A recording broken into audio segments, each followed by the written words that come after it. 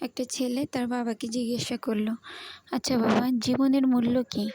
তার বাবা তার হাতে একটি পাথর তুলে দিল এবং বলল, যে পাথরের মূল্য যাচাই করে সবজির দোকানে যাও। সে রীতিমতো সবজির দোকানে গিয়ে পাথরের মূল্য যাচাই করলো। সবজিওয়ালা বলল, এর জন্য আপনি বড়জোর 2 পয়সা পেতে পারেন। এরপর ফিরে এসে বলল, বাবা, জীবনের মূল্য কি 2 পয়সা?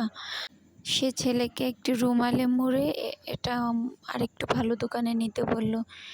সে বাবার কথা মতো সে দোকানে নিয়ে যেয়ে বলল যে, এই পাথরের জন্য আমি কত টাকা পেতে পারি? দোকানদার বলল যে, এর জন্য বড়জোর আপনি 2 বস্তা চাল পেতে পারেন। ফিরে এসে বলল, বাবা, জীবনের মূল্য কি 2 বস্তা চাল? এরপর ওর বাবা একটি মখমলের কাপড় দিয়ে বলল, এটা স্বর্ণকারের দোকানে নাও। সে স্বর্ণকারের দোকানে নিল। স্বর্ণকার দেখে বলল, এটার জন্য আপনি আমার পুরো দোকানটাই নিয়ে নিতে পারেন। বিষয়টি হলো, সঠিকভাবে এবং সঠিক স্থানে নিজেকে প্রেজেন্ট করতে পারলে